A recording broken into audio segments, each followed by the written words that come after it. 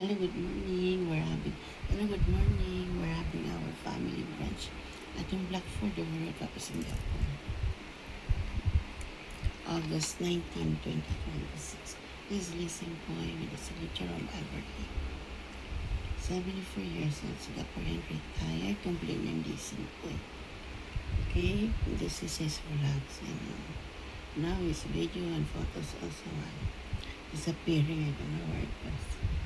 Okay, in his photos there. His photos want to upload, having problem. I don't know why, but it's wrong. Okay, we're having our family brunch at the Blackford, the World of Singapore, August 19, 2026. My son shares there. My son enjoy Alfonso sleeping. Okay, enjoy for Singapore, our family brunch. Okay, August 19, 2026. Enjoy Singapore, our family.